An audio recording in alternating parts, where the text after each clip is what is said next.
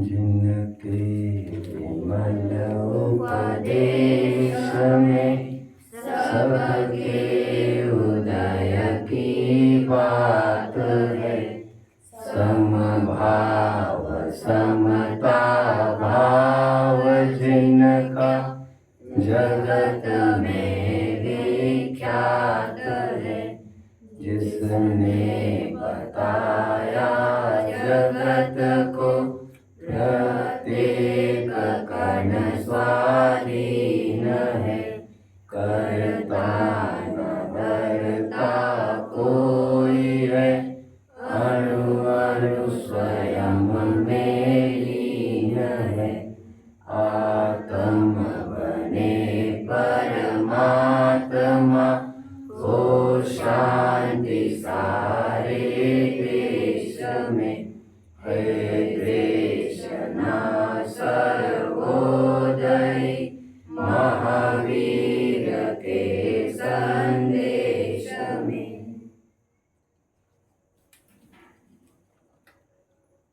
मोक्षार्थियों, आओ फिर से डुबकियां लेने के लिए तैयार हो जाओ।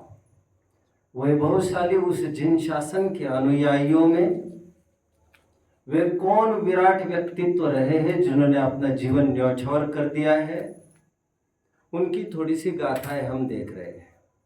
ऐसे एक दो नहीं, सहस्त्र ऐसे जीव हुए हैं जो आज भी हमारे लिए प्रेरणा के स्रोत बनते हैं। लक्ष्य किसी व्यक्ति की महिमा का नहीं होना चाहिए, क्योंकि कोई व्यक्ति स्पेशली छद्मस्थ गृहस्थ स्पेशली कंप्लीट और परिपूर्ण होता भी नहीं है।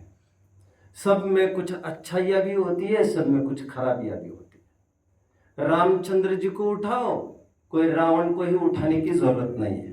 रामचंद्र जी के भी चरित्र में आप पाएंगे कुछ न कुछ कमियां जरूर मिलेगी। गृहस्थ जो है, और यह दोष रामचंद्र जी का नहीं है, यह दोष गृहस्थी का ही है। और यदि गृहस्थी सदोष नहीं होती तो निर्दोष मुनि धर्म को ही अंगीकार भी क्यों करता। महाकवि कालिदास,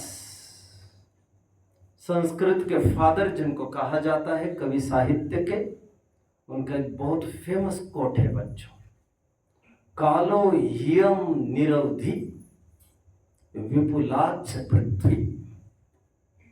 काल का कोई पार नहीं, काल निरंतर प्रवाहित होता आ रहा है, होता रहेगा। इसका कोई ना आदि है ना अंत है, और पृथ्वी का भी कोई मापदंड नहीं। कालो ह्यम निरवधि विपुलाच्छ पृथ्वी, और कभी भी यह पृथ्वी वीरों से बंजर नहीं हुई। हमारे देखने में नहीं होगा कोई, और कहीं होगा, बट कहीं ना कहीं किसी न किसी रूप में वे एग्जिस्ट करते हैं। ऐसी बात नहीं है बच्चों कि पहले समयसार का प्रचार प्रसार नहीं होता था। 2000 वर्ष पूर्ण हुए हैं। कुंद आचार्य देव ये भेंट हमें दे गए। मूल नाम समयसार का समय प्राभृत है। प्राभृत इज अ गिफ्ट। जैसे आचार्य देव की भाषा में, what is that thing? A gift, a box of sweets, a box of, a casket of James. जो भव्य जीव है, जिज्ञासु जीव है, उनके लिए रत्नों का पिटारा रूप भेंट समय प्राभृत। ऐसा नहीं था कि समय सार की चर्चा कोई करता नहीं था। शायद ही ऐसा कोई पॉइंट रहा होगा 2000 वर्ष में जब समय सार पर चर्चा खंडित हुई होगी। Well, I don't believe. अभी भी लगभग 150 वर्ष पहले खूब समय सार पढ़ाया जाता था बच्चों। कैलाश चंद जी सिद्धांत शास्त्री एक दिग्गज विद्वान हुए, आपको कहाँ तक बताया। इनकी एक पत्रिका निकलती थी, जैन संदेश फ्रॉम मथुरा, एक्स्ट्रॉर्डिनरी, सुपर। अब वो विद्वानों में वो बात देखने में नहीं मिलती। मैं सबकी बात नहीं कह रहा हूं। जो पहले कभी लेख हुआ करते थे वो कितने पुष्ट हुआ करते थे, दमदार हुआ करते थे। रहीम ने सही ही कहा है, रहीमन अब वे विरच कहा जिनकी चाह गंभीर, करीर न बाग न बिछ बिछ देखिए करीर कुंज, ऐसा कुछ छंद है। अब वे छायेदार पेड़ खा रहे, अब एक कांटे वाले कैक्टस फैक्टस रह गए, ऐसा रहीम कहकर ये कह रहे हैं। अब वो विद्वानों का समागम कहा। एनीवे वैसी बात होती तो नहीं है, क्योंकि पंचम काल जो है उत्तर उत्तर सबका ह्रास होना, ये तो प्रकृति का नियम है यहां पर। लेकिन फिर भी अभी कहने का तात्पर्य मेरा यह है, समय सार की चर्चा नहीं होती थी, ऐसा नहीं था। कैलाश चंद्र सिद्धांत शास्त्री जिस विद्वान का मैं नाम उल्लेख कर रहा हूं यहां पर, सोनगढ़ के पंचकल्याणक में उनको इनवाइट किया गया। हालांकि यह आश्चर्य से खाली बात नहीं थी दुनिया वालों के लिए, क्योंकि कैलाश चंद जी कभी सोनगढ़ में आते जाते खास दिखते नहीं थे, और यह माना जाता था कि ये तो साधारण दूसरे किसी पक्ष के होंगे। बट सोनगढ़ के मंच से उन्होंने पंचकल्याणक के महोत्सव पे एक बात कही थी बच्चों, विच इज रियली नोटवर्दी। उन्होंने ये कहा था, शीतल प्रसाद जी, ब्रह्मचारी शीतल प्रसाद जी समय सार खूब पढ़ाते थे पहले, हम उन्हें समय सारी कहकर चढ़ाते थे। खूब समय सार पढ़ाया उन्होंने, बट हमने उनकी थिल्ली उड़ाई, हंसी उड़ाई। बट समय सार क्या चीज है यह आज हमें पता चलता है जब गुरुदेव कांजी स्वामी के माध्यम से अविरल रूप से प्रवाहित हो रही है। 1900 बार समय सार पर प्रवचन कर रहे हैं। किसी ने एक ही सब्जेक्ट पर 19 टाइम्स प्रवचन बच्चों, which may have lasted for near about 40 years। लगभग मैं यदि चूक नहीं कर रहा होऊंगा, ऊपरी ऊपरी सत्य बातें तो मेरी है ही, लगभग 40 वर्ष वे केवल समय सार पर ही बात करते रहे अपने जीवन। उनकी इतनी घुटाई, इतना बार बार घोलन मिलन, दैट कंपेल्ड अस, उन्होंने बाध्य किया हमको सोचने को, आखिर क्या है भैया इस समय सारे में, इतनी चर्चा चल रही है।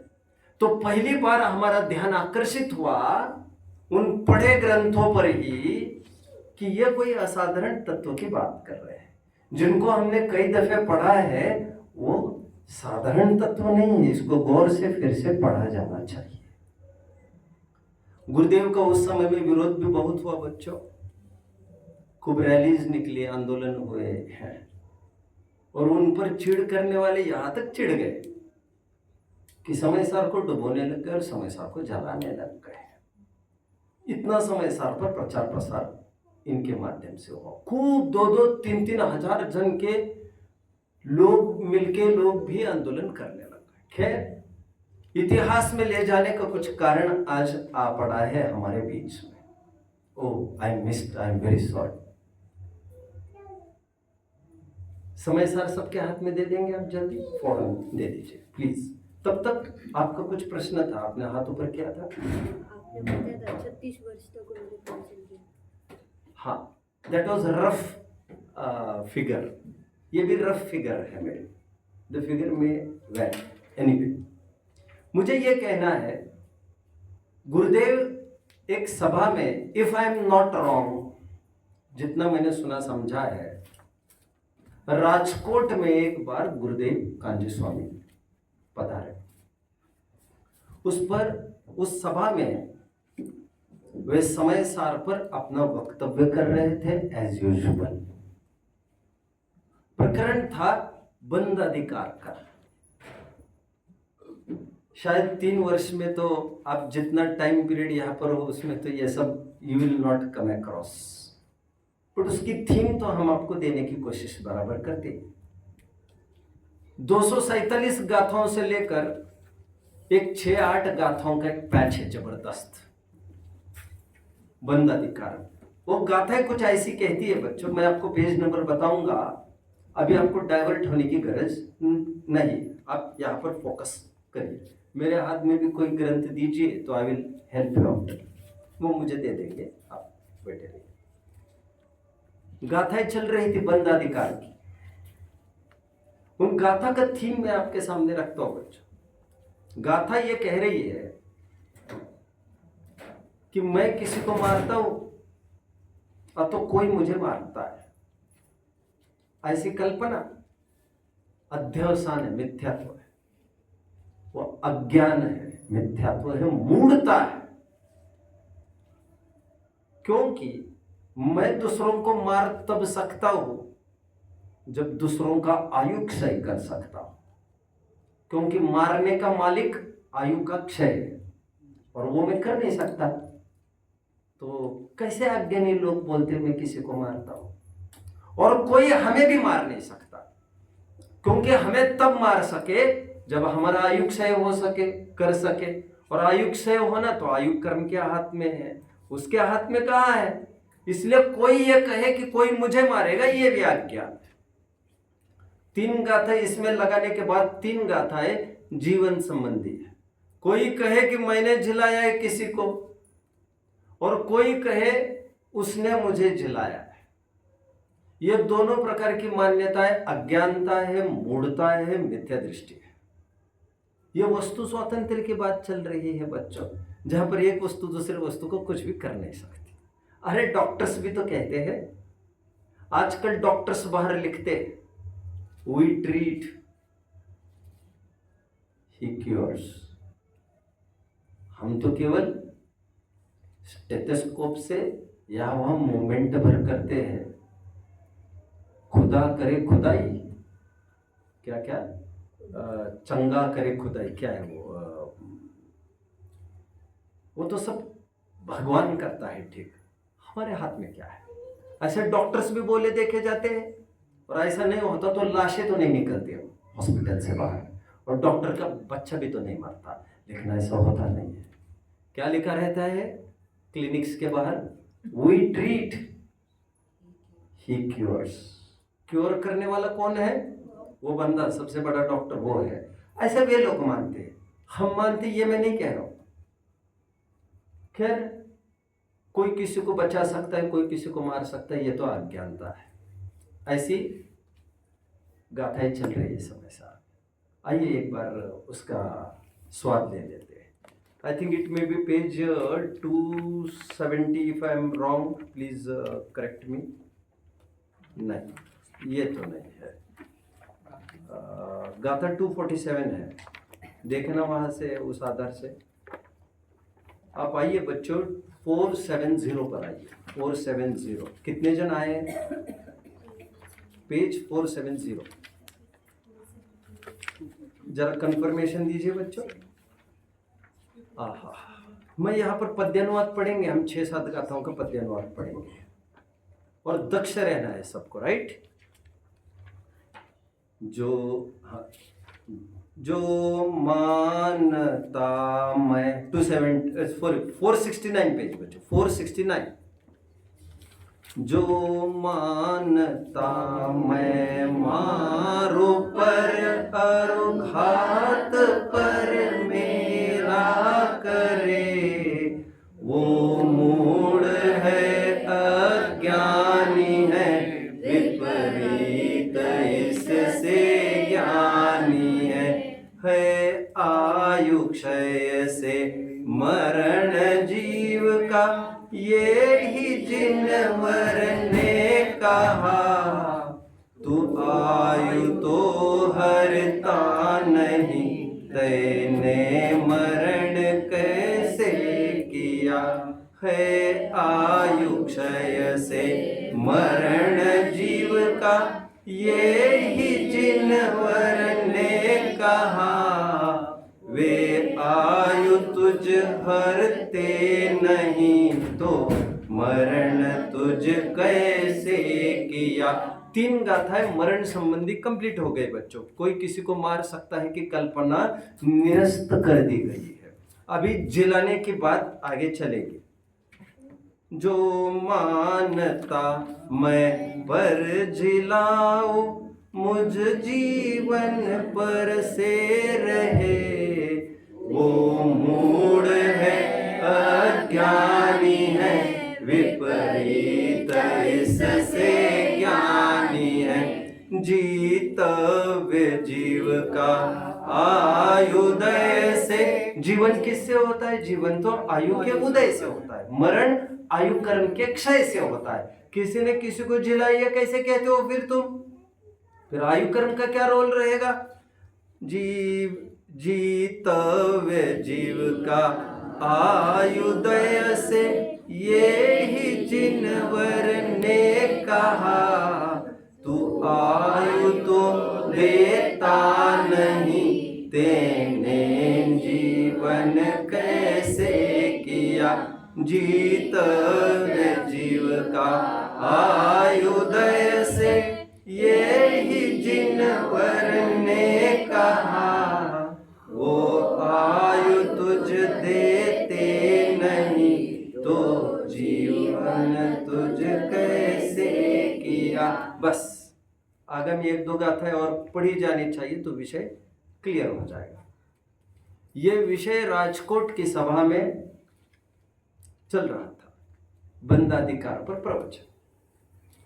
और वो वही टाइम था जब महात्मा गांधी जी, जो हमारे हीरो हैं अभी 4 पीरियड्स के, वे महात्मा गांधी जी राजकोट आए। राजकोट उनके वकील थे, वकील रामजी भाई दोषी।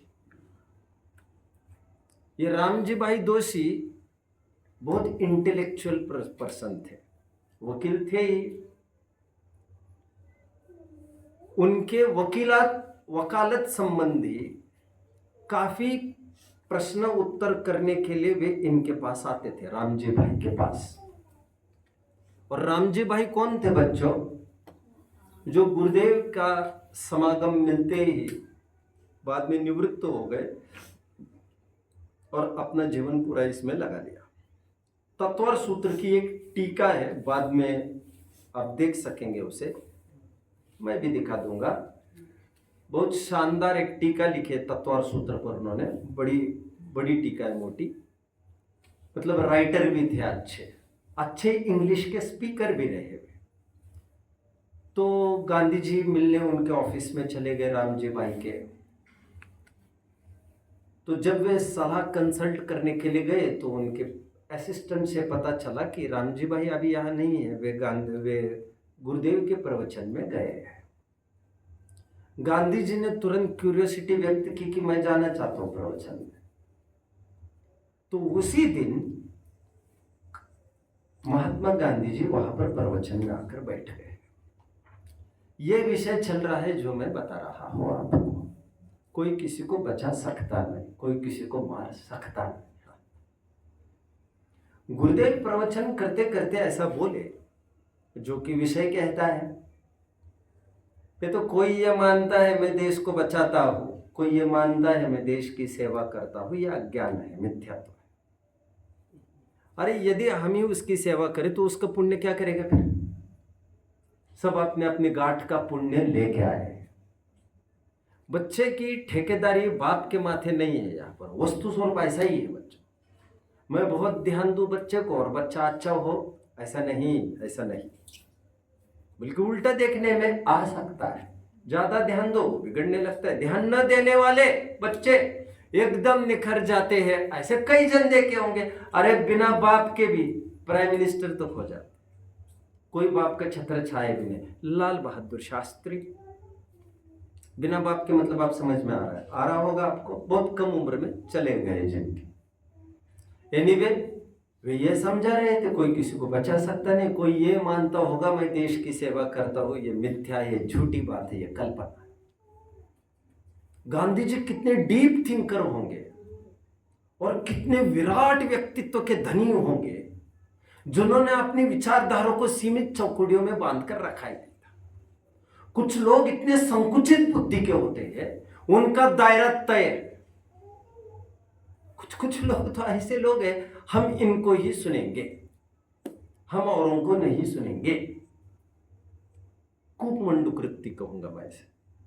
गांधी जी आए, शांति से सुना प्रवचन, चले गए। बाद में वे मिले रामजी भाई से उनके ऑफिस में। बाद में गुरुदेव को भी पता चला कि वे आके चले गए। तो गुरुदेव को तो पता भी नहीं था वे आए हैं, और कोई उनको टारगेट बनाकर वे बात नहीं कही जा रही थी। लेकिन वो कहते हैं ना, बच्चों जरा बोलो कोई, बोलो कोई। भवि भागन वंश जोगे वशा, तुम धुनी वही सुनी विभ्रम नशा। तुम्हारा योग अच्छा था तो अचानक हमारे वचन अच्छे निकल गए। तुम्हारा अच्छा होना था। तो गांधी जी गॉट एनलाइटेंड। चाहो तो एक आध जन उखड़ सकता था, लेकिन गांधी जी इतने नम्र नेचर के थे। उनका जीवन में 20 घंटे में भी कहूंगा तो भी बहुत ही ऐसा होगा, सूरज को दीपक दिखाने जैसा। मेरी सीमा है और मुझे जैनत्व के इर्द गिर्द में ही बने रहना है। मेरा विषय टोटली गांधीज्म नहीं है। Gandhism in relevance with Jainism, otherwise Jainism in relevance with Gandhi. Gandhi से निरपेक्ष, मैं जैनिज्म से निरपेक्ष गांधी को कहने बैठूं तब तो बहुत टाइम लगेगा। मैं ये नहीं कह रहा वो निरर्थक होगा। आपके इस एज में बहुत जरूरी है गांधी को समझना। वे चले गए। फिर गांधी जी रामजी भाई को मिलकर फिर चले गए। बहुत टाइम बाद जब रामजी भाई को गांधी जी मिले, पॉइंट टू बी नोटेड बच्चों, तो उन्होंने यह कहा, क्या कहा? वे जो आपके गुरु थे, जो ये कहते थे सभा में कि कोई देश को बचा सकता नहीं, कोई किसी की सेवा कर सकता नहीं, वे कैसे है? That impressed him. एक डीप इम्पैक्ट उनके मानस पटल पर बना रहा। खैर, मैं तो गुरुदेव की बात जो कहनी थी वो मैं कह चुका अभी। वैसे मूल विषय हमारा चल रहा था, बच्चों कोई बताएगा मूल विषय? 27वां प्रश्न चल रहा है श्रीमद राजचंद्र जी का। ये आपके पास होना चाहिए बच्चों, ये ट्रेजर है, ट्रेजर। ये विद्या, ये सच्ची संपत्ति है बच्चों। सदा सुखदास जी ने लिखा है, अपने बच्चों को करोड़ों का धन देने के बजाय उनको ज्ञान दान करो। महात्मा गांधी जी के ही भाषा में, बच्चों को करोड़ों अनुकूलताएं जोड़ने के बजाय उनको करोड़ों प्रतिकूलताओं से जूझना सिखाओ। अनुकूलताएं जोड़ के तो तुम चले जाओगे, उसका क्या होगा? और आयासी हमेशा के लिए नहीं रहती। वैश्यासम लक्ष्मी अति चंचल। यह सब बहुत चंचल है ना, लक्ष्मी बड़ी नश्वर। 27वें प्रश्न की ओर आते हैं। श्रीमद राजचंद्र जी को 27वां अंतिम प्रश्न पूछ रहे गांधी जी। वे ये पूछ रहे हैं, बड़ा दमदार प्रश्न है बच्चों। यदि सांप हमें काटने के लिए आ जाए और वो सांप इस कदर जहरीला है कि उसने डसा और आपकी सडन मौत हो जाएगी। अभी आपके पास दो विकल्प है। आपके हाथ में कुछ हथियार है भी, उस सेकंड में आप या तो हथियार चलाओ, उसको मिटा दो, और आप ऐसा नहीं करते हैं तो आप मिटेंगे। एक सेकंड का फासला है, यह तय करेगा आपका जीवन और आपका मरण। जीवन और मरण के बीच में घूमने वाला ये एक सेकंड आपको किस निर्णय तक पहुंचाएगा? गांधी जी ने पूछा, यदि समस्या मेरे सामने आकर ऐसी खड़ी हो जाए तो मुझे क्या करना चाहिए? आम प्रश्न है। हाँ, कितना पेचीदा प्रश्न पूछ लिया बच्चे ये। यदि सांप को मैं नहीं मारूं तो मैं मर ही जाऊंगा। ये प्रश्न क्यों पूछ रहे वे? ये श्रीमद जी समझ रहे थे, क्योंकि गांधी जी को हम पलटवार नहीं करेंगे। हम 40 करोड़ और वे 1 लाख भी नहीं, 69,000 और हम कितने? 40 करोड़। और ईंट का जवाब यदि पत्थर से दे दे तो बहुत भारी पड़ेगा, तो तुम मैच तुरंत जीत ही जाएंगे हम तो। और हम उनको नहीं मारते तो वो तो खून का शोषण कर ही रहे। ये हिडन प्रश्न था। श्रीमद जी ने बड़ा शानदार उत्तर दिया। इसे मैं कहूंगा, जो अभी गुरुदेव के प्रवचन की बात कर रहा था, दैट वाज अध्यात्म की चरम सीमा। अभी जो मैं कहूंगा ये चरणन योग की चरम सीमा है। ओह, ज्ञानी जो भी कहते हैं बड़े दमदार बात कहते हैं। ये कह रहे हैं, मैं आपको यह सलाह कभी नहीं दे सकता कि आप सांप को मार दे। सांप क्या, एक मक्खी मच्छर को भी मारने की सलाह मैं नहीं दे सकता। और आप ऐसा करके दुर्गति के लिए आप दरवाजे क्यों खोलना चाहते हैं आप? जब हमने ये तय कर लिया है ये पड़ोसी है हमारा, नश्वर है, तो जो नश्वर है वो जाने ही वाला है। हमें जब भरोसा है, वो भरोसा तो यही कहता है कि हमें तो रिएक्ट नहीं करना चाहिए, आपको तैयारी रखना चाहिए, जो होगा सो होगा, बट सांप पर हम कुछ भी अटैक नहीं करेंगे। बहुत सुंदर प्रश्न है और बहुत सुंदर उत्तर दिया गया है।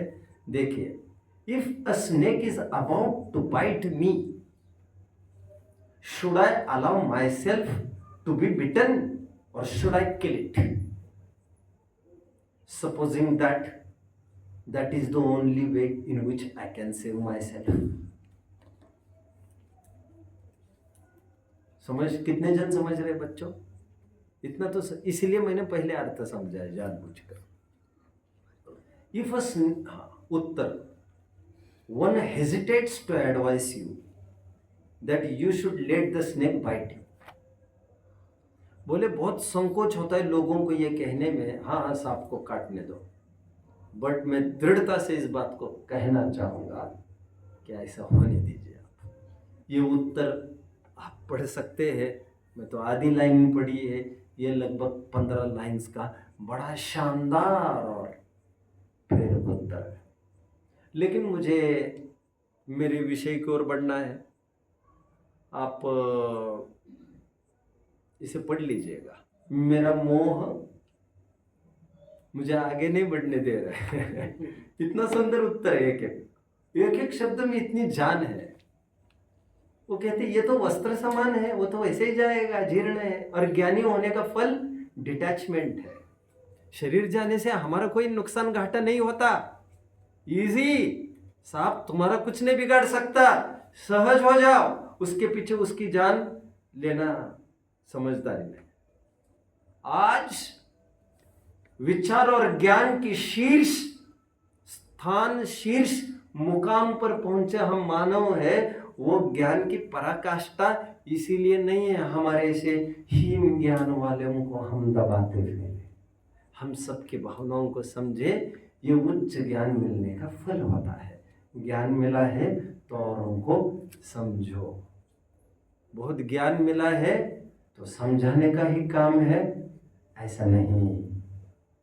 ज्ञानी होने का पहला रोल समझो, दुनिया को समझो, शत्रुओं को भी समझो। मैं ही समझूंगा क्या? हाँ, क्योंकि तुम ज्ञानी हो। समझने की पूरी जिम्मेदारी तुम्हारे ऊपर है।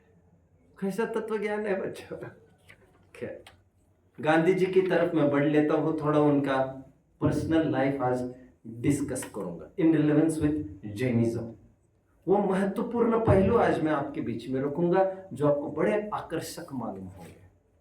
अमेरिका का मार्टिन लूथर हो, जिन्होंने खूब स्ट्रगल करके वहां के लोगों को राइट्स दिलाए, तो साउथ अफ्रीका का प्रेसिडेंट हो, किंग मार्टिन लूथर भी, किंग मार्टिन लूथर वे भी प्रेसिडेंट रहे। नेल्सन मंडेला भी साउथ अफ्रीका के प्रेसिडेंट रहे।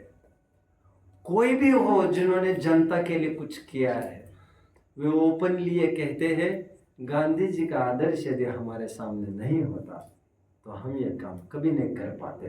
बराक ओबामा का नाम कितने जन ने सुना है? अभी राष्ट्राध्यक्ष यूएस का आई थिंक बाइडेन है, राइट?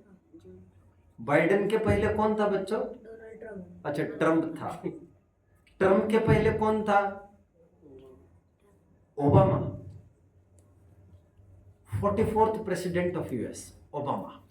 अब देख लेना, मैं गलत भी हो सकता हूँ, I am not in base.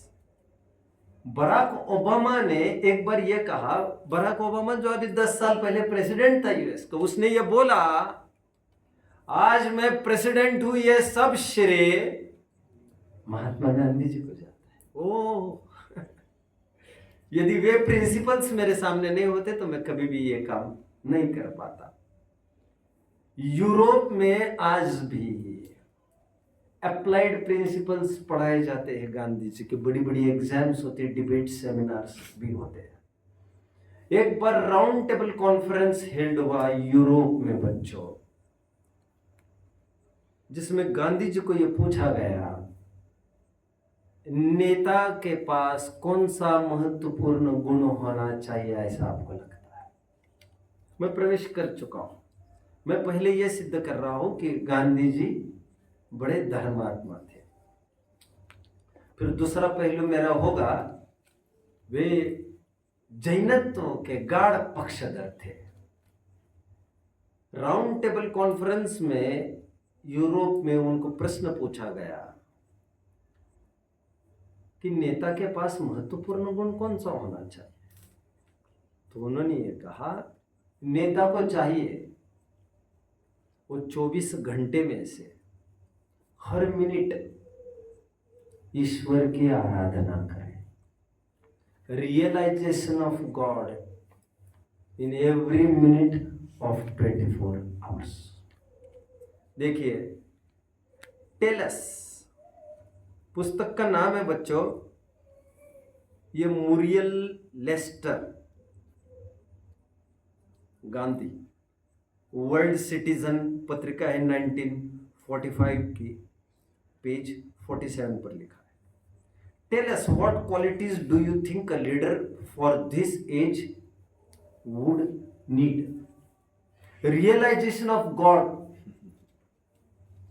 जो राज करता है, राज। बच्चों, लोग ये कहते हैं, कुछ कुछ लोग कहते भी, भाई पढ़ पढ़ के क्या फायदा इतना, सबसे बड़े लीडर कौन पढ़े, ऐसा कोई लोग कहते हैं। बट मैं एक बात कहता हूं आपको, जो सबसे पढ़े लिखे लोग रहते हैं वो राजा नहीं होते, क्योंकि ज्यादा पढ़ लिखने के बाद उनको ये महसूस होता है कि राजा रूप पद तो बड़ा छोटा पद है, एकदम तुच्छ पद है, इसलिए उससे बड़े पद पर वे बैठ जाते हैं, वे बनते हैं किंग मेकर। चंद्रगुप्त को राजा किसने बनाया? किसने? चाणक्य। हर जगह देखिए, सिकंदर के गुरु कौन? सिकंदर जिसने विश्व को जीता, वो कहां पर झुकता है? एरिस्टोटल, नंगे फकीर के सामने।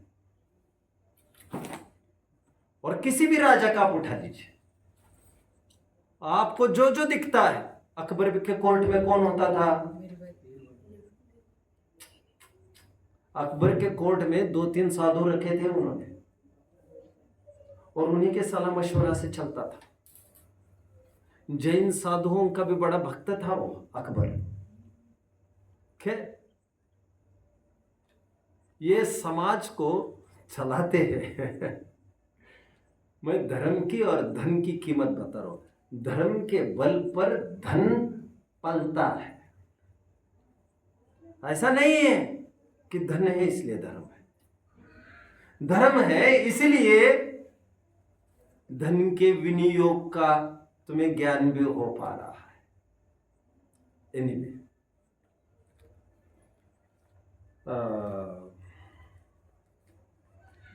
थोड़ा बैकग्राउंड फैमिली गांधी जी का।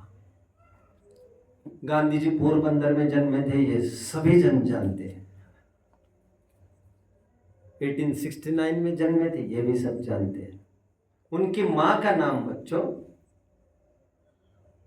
करमचंद गांधी तो नाम लिखा जाता है इसलिए सब जानते। पिताजी का नाम पुतलीबाई था। उन्होंने बचपन से ही बहुत अच्छे संस्कार दिए थे गांधी जी को।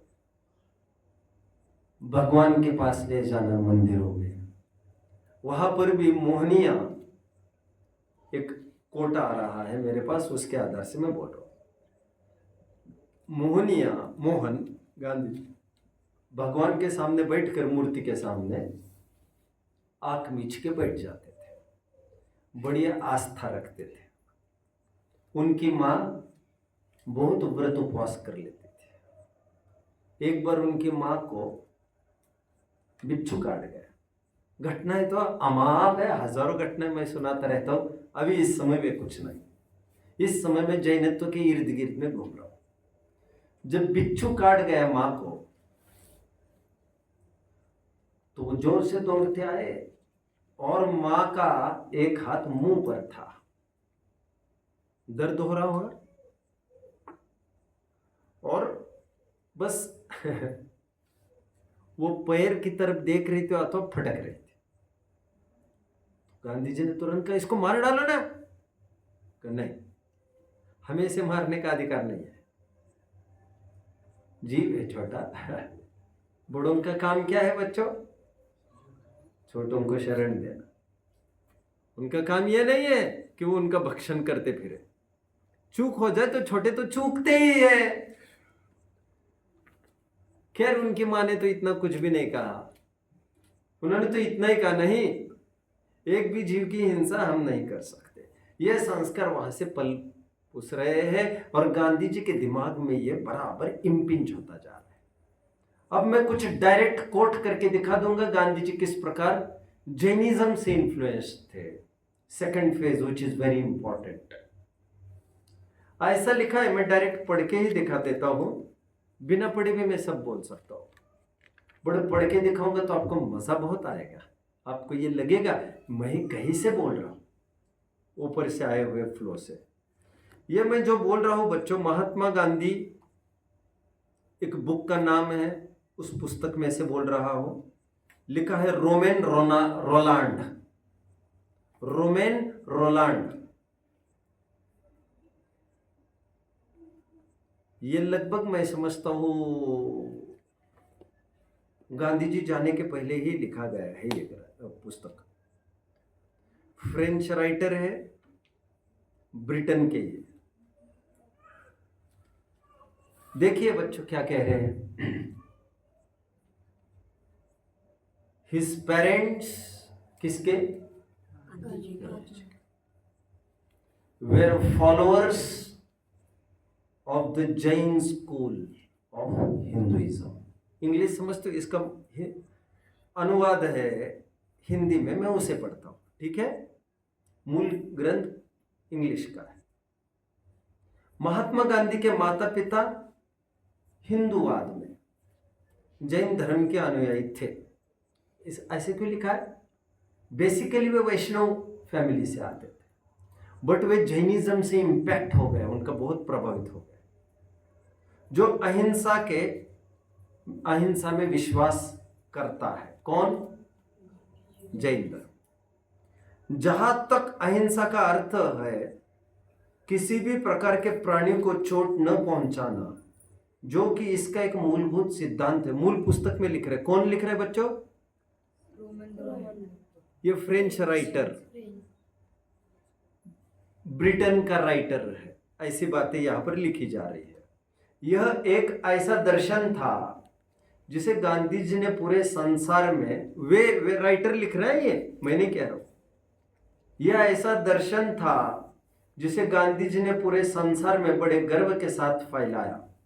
जैन लोग विश्वास करते हैं कि कोरी बुद्धिमत्ता नहीं, करुणा का सिद्धांत ही वह रास्ता है जो भगवान की ओर ले जाता है।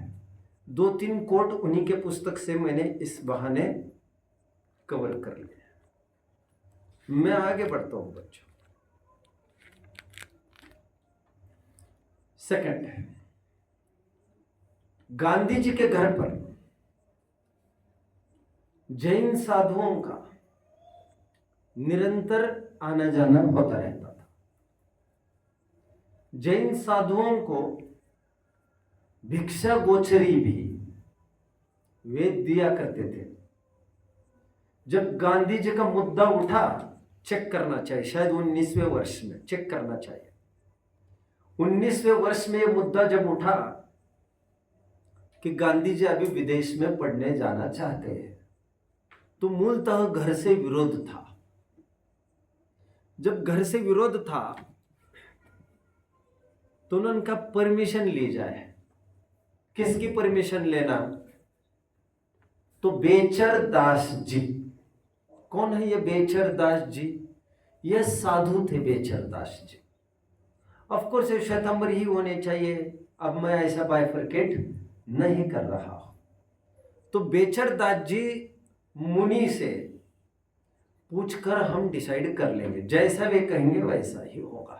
ऐसा बायोग्राफीज में सर्वत्र लिखा मिलेगा बच्चों।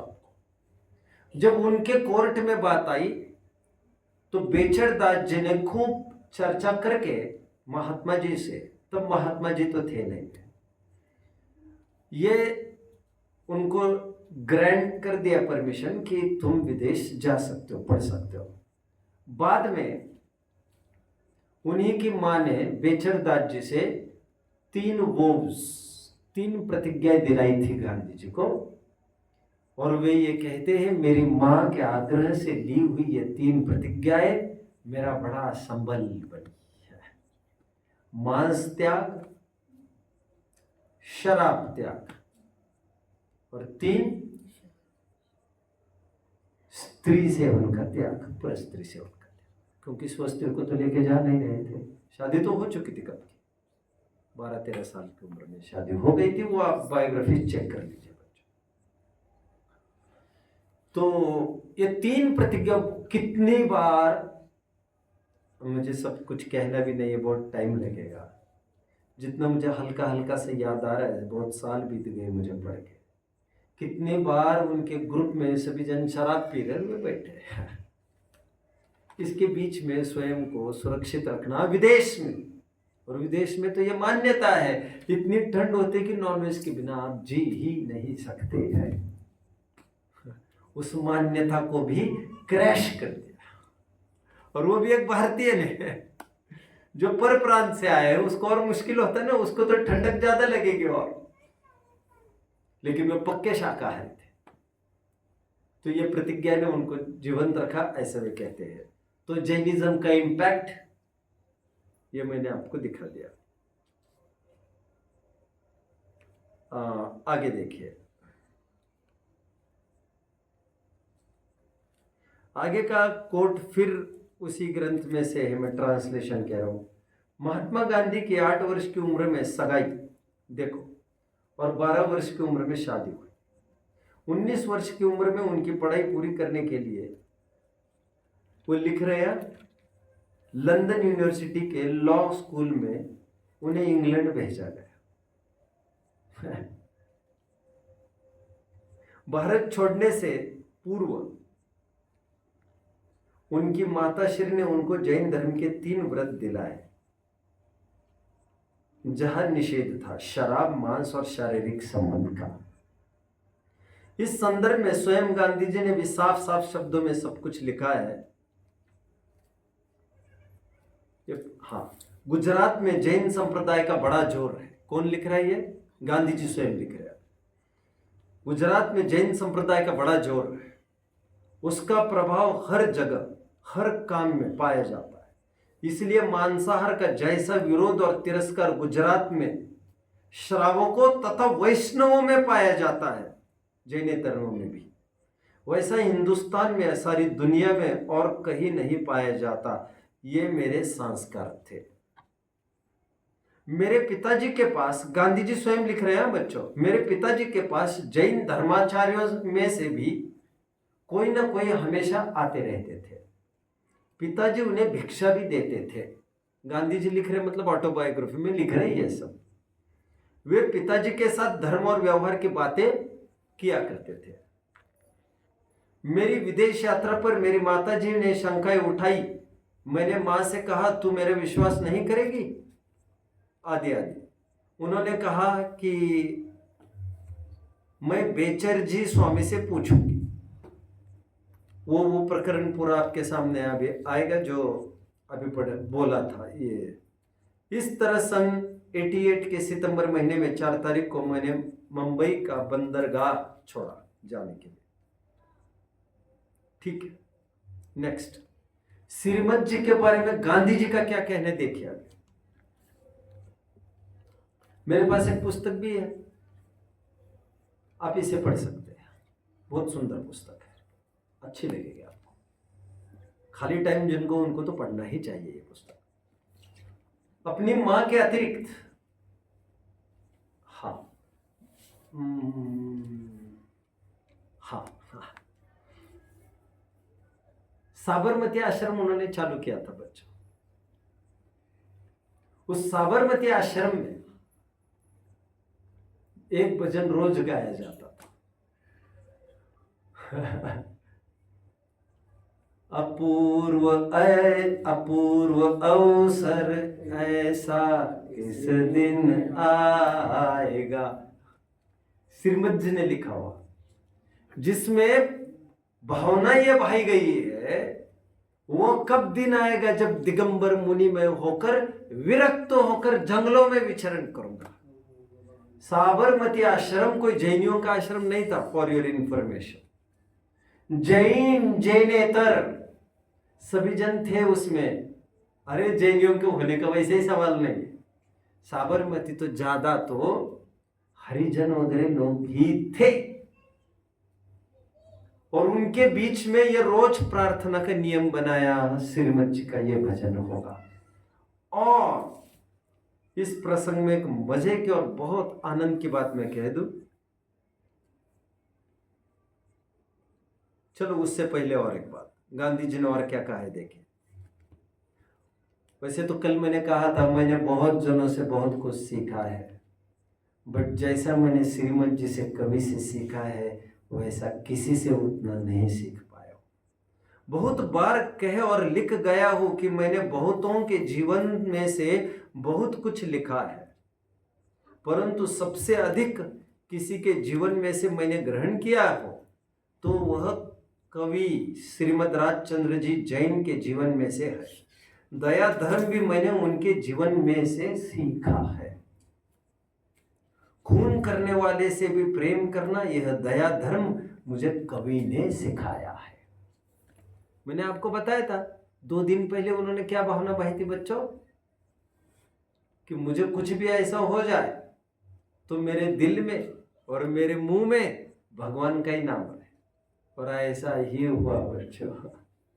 उनको शूट करने के बाद हे राम, कौन हो सकते हो, कोई संकलेश नहीं, कुछ नहीं, कितनी तैयारी हो गई थी उनकी। श्रीमत जी के संबंध में गांधी जी का एक कथन ध्यान देने योग्य। देखो क्या लिखते हैं गांधी जी। यह वर्णन संयमी के विषय में संभव होता है। बाह्य आडंबर से मनुष्य वितरागी नहीं हो सकता। कौन लिख रहे? गांधी जी लिख रहे, गांधी जी।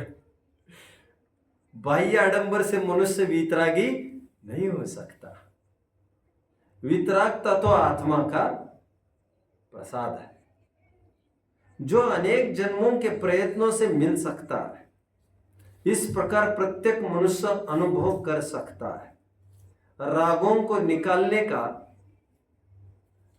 प्रयत्न करने वाला जानता है कि राग रहित होना कितना कठिन है। यह राग रहितता कवि की स्वाभाविक ही थी, मुझ पर उनकी ऐसी छाप थी। आगे क्या लिख रहे गांधी जी? मोक्ष का प्रथम सोपान वितरागता है। जब तक संसार की एक भी वस्तु में मन लगा है तब तक मोक्ष की बात कैसे अच्छी लगे। इसलिए उन्होंने बच्चों अपने मरने के कुछ दिन पहले एक स्पीच में ये बात कही थी, मुझे लग रहा है अब ये चरखा मेरी जान ले लेगा, स्वदेशी आंदोलन। इसलिए मैं चाहता हूँ जीवन के कुछ अंतिम लम्हे, अंतिम पड़ाव पर मैं मौन हो जाऊं और अपने साधना में मस्त हो जाऊं। कहाँ तक आया? मोक्ष का प्रथम सोपान वितरागता है। जब तक संसार की एक भी वस्तु में मन लगा हो तब तक मोक्ष की बात कैसे अच्छी लगे, और यदि अच्छी लगे तो कान को ऐसी मात्र कर्ण प्रिय खेल से मोक्ष का अनुसरण करने वाली प्रवृत्ति करने में तो बहुत समय चला जाएगा। अंतर वैराग्य के बिना मोक्ष की ऐसी लगन न होए। और भी है पढ़ लेना चाहिए। और एक बात है, 15 मिनट, ओके, तो 9 मिनट है वैसे। एक बार चर्चिल ने, बच्चों, चर्चिल विंस्टन चर्चिल नाम सुना है ना? कितने जन ने सुना है बच्चों? विंस्टन चर्चिल, ठीक है। हाँ, कल तो लिया ही था मैंने यहाँ पर। बात बाकी इतिहास में अभी हुआ नहीं है क्या? अरे ऐसे कैसे नहीं हुआ? गजब। चल एनी, एक बार पार्लियामेंट में उन्होंने गांधी जी को उपहास किया, और उपहास करते हुए क्या कहा होगा? वोट ऐसे मत हिलाओ, मैंने कल बोल दिया आपको। जिनवानी की अभिनय, बी स्टेडी, बी स्टिल।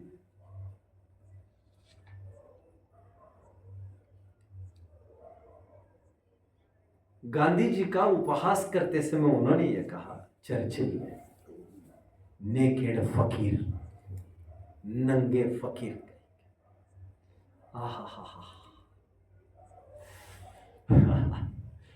क्या गांधी को हम अपने में उतार पाएंगे? उन्होंने पलट कर क्या कहा होगा? आज का आदमी कोई होगा तो बुरा नहीं मतलब मानना, मैं गद्दी पर बैठा हूं, यहां तक बोलते तुम्हारे बाप का नहीं खाया, आधे आधे झगड़े में उलझ जाए लोग। गांधी जी बड़े मुस्कुराए और क्या बोले मालूम? उनका नेकेड फकीर, उपहास क्या सबके सामने। आपकी ताकत है, प्राइम मिनिस्टर आपको बुलाए, प्रेसिडेंट, राउंड टेबल कॉन्फ्रेंस, एक से बढ़कर सब वीआईपी लोग हैं, और उसमें आप केवल इतनी सी धोती पर यहां से जाए, संभव होगा आपसे? आपको लगेगा अरे मैं इनके सामने नेचुरल। और आमिर घर का आदमी था, पापा को कहना जाकर, क्या नाम है, पारस, मुझे ब्रिटेन जाना है पापा जी 2 दिन। क्या कहेंगे पापा जी आपके? कितने जनों की औकात है भैया ब्रिटेन घूम के आने के? 2, 5, 10 दिन, 10 दिन घूम के आना ब्रिटेन, मतलब समझते हो आप? 2-5 लाख तो मिटते होंगे, मैं तो नहीं जानता, सोम जानता होगा ज्यादा, इसी को बाद में पूछ लो। 2-5 लाख तो आराम से निपटेंगे तुम्हारे। हरे ताज जैसा होटल ही बुक करो तो ही उसमें निपट जाएंगे। और भाई साहब 10 दिन के लिए नहीं गए थे, पढ़ने गए थे, पढ़ने। अच्छी खासी उनकी परिस्थिति थी, कोई गरीब आदमी नहीं था। यह है सच्चा तपस्वी और संयमी, मैं कह रहा हूं, जो ऐसे घर में पैदा हुआ है जिसको कोई कमी नहीं है। यह सच्ची विरक्ति है, मजबूरी का नाम नहीं है, ये एकदम मजबूती का नाम है। और केवल इसीलिए क्योंकि मैंने मेरा जीवन इस जनता के लिए आहूत कर दिया है। वे जब तक कपड़े पहनेगी नहीं, मुझे अधिकार है भी नहीं। और उनके पिताजी भी ऐसे ही थे, मैंने आपको कभी बताया भी होगा। करमचंद गांधी को एक, शायद if I am not wrong, मुझे सालों हो गए पढ़कर, मेरी बात टेक्निकली गलत हो सकती है, बट जो मैं कहना चाहता हूं वो बिल्कुल आपको सही दिशा में ले जाओ। उनको पोरबंदर प्रोविंस का हेड बनाया अंग्रेजों ने, करमचंद गांधी को। एक बार वे आए राउंड लगाने के लिए उनके, तो उनके सामने सलूट देना पड़ता था। बड़ा रुतबा था अंग्रेजों का, कुछ नहीं चलती थी भारतीयों की। भारतीय मतलब नौकर गुलाम। गांधी जी ने पहली बार यह कल्पना क्रैश कर दी, पुलिस मतलब भक्षक माना जाता था, और उन्होंने स्वाधीनता का अर्थ किया, पुलिस हमारी भक्षक नहीं, हमारी रक्षक और हमारी सेवक है, सेवक। आज तक ये मान्यता लोगों के दिमाग में नहीं बैठी, ये बात बहुत टाइम। मैं कुछ करमचंद गांधी के बात बीच में उठा चुका, तो उन्होंने सामने आए ही नहीं वे। मैं मेरी जनता की सेवा में मस्त हूं, मैंने पद मांगा नहीं है, तुमने दिया है मुझे। तो बहुत आग्रह किया उनको, सलाम करो बाबा, करो बाबा, समझदार लोगों ने कहा। तो उन्होंने किया सलूट बाएं हाथ से, जो अवज्ञा का प्रतीक माना। उनको पूछा, हाउ डेयर यू? उन्होंने कहा, this hand has been devoted, यह हाथ समर्पित हो गया है जनता की सेवा के लिए, यह भी किसी के लिए उठ नहीं सकेगा। एनीवे, गांधी जी ने उनको पलटकर उत्तर दिया चर्चिल को। चर्चिल ने क्या कहा उनको बड़ी सभा में? नंगा फकीर। और उन्होंने पलटकर उत्तर दिया, बच्चों, हंसते हुए मुस्कुराते हुए, I am not yet, I am trying to be. क्या कहा उन्होंने? अभी हुआ नहीं हूं मैं, होने की कोशिश चल रही है मेरी। नंगा थोड़ी हुआ हूं मैं, अभी कोशिश चल रही है मेरी होने की। उनका चरम लक्ष्य नग्नता था। मुझे यदि थोड़ा अवसर मिलता बोलने का तो मैं खूब तरीके से पुष्ट करता इस बात को, लेकिन मुझे अभी शायद 1 घंटा बोलना है कल का, तो अभी इतना टाइम नहीं है जितना मैं खोल पाऊँ। बहुत मन में आता है, लेकिन फिर कभी किसी प्रसंगों में दे दूंगा। ये भूलना नहीं चाहिए बच्चों आपको, नेकेड फकीर की बात। देखो,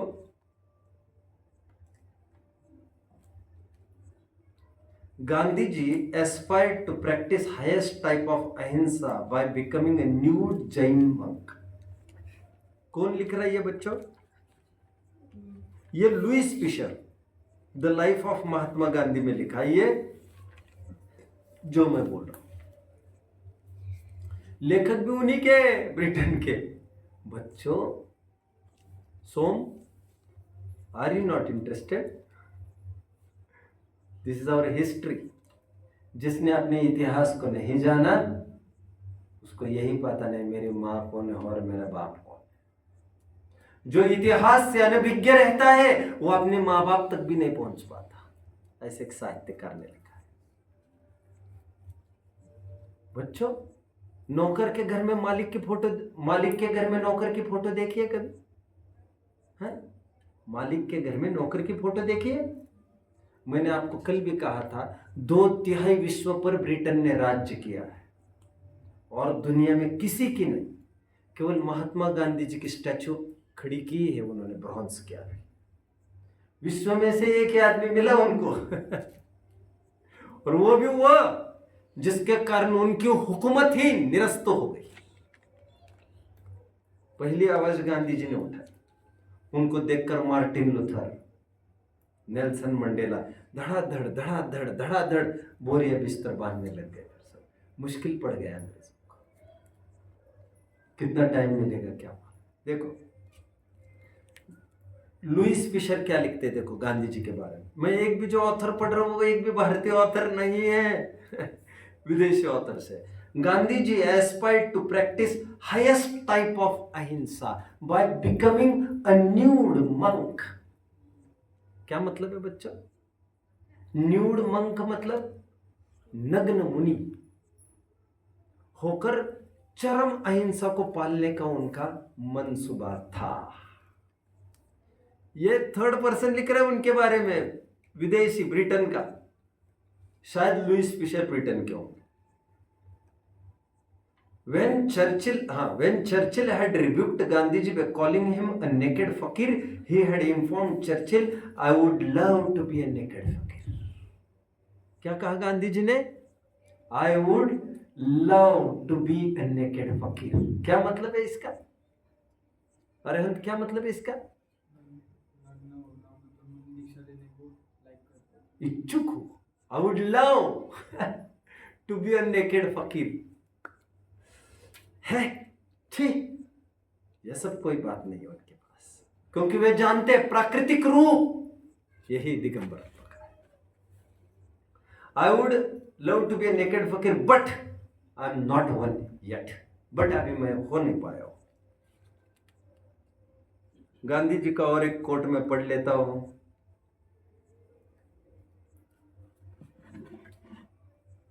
ओह, इट्स टाइम अप नाउ. कल देखेंगे. ओम